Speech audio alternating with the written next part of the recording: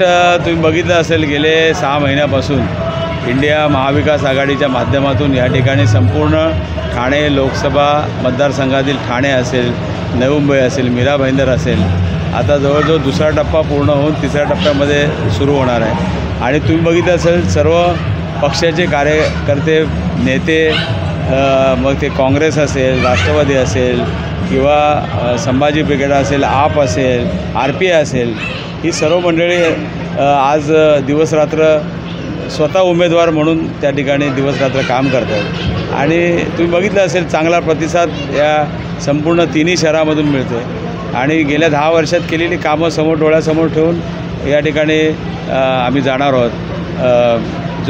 जी केलेली कामं लोकांसमोर आपण ठेवणार आहोत। आणि त्यातूनच तुम्हाला माहिती असेल माझ्यासारख्या एका सामान्य कार्यकर्त्याला आज हिंदू हृदय सम्राट शिवसेनाप्रमुख बाळासाहेब ठाकरे असतील, धर्मवीर आनंदीके साहेब असतील, त्याचबरोबर आमचे सन्माननीय पक्षप्रमुख उद्धव ठाकरे साहेब आहेत। आणि सर्वात महत्त्वाची म्हणजे जनता जनार्दन, जे ठाण्यातील जनता असेल, मीरा भाईंदरमधली जनता असेल आणि नवी मुंबईतली जनता असेल, या सर्व लोकांनी 2 वेळेला या ठाणे लोकसभेचा खासदार म्हणून काम करण्याची संधी दिलेली आहे। आणि त्यामुळे विश्वास आहे की परत तिसऱ्यांदा मला या ठाणे लोकसभेचा खासदार म्हणून काम करण्याची संधी ठाणेकर, नवी मुंबईकर आणि मीरा भाईंदरकर येथील जागरूक नागरिक देतील। साहेब, आपण प्रचारात रॅलीमध्ये फिरतात, परंतु विरोधक आपल्यावर आरोप करत आहेत। मला वाटतं त्यांना एकच काम आहे, आरोप करणं। त्यांच्याकडे विकासाचा मुद्दा नाही।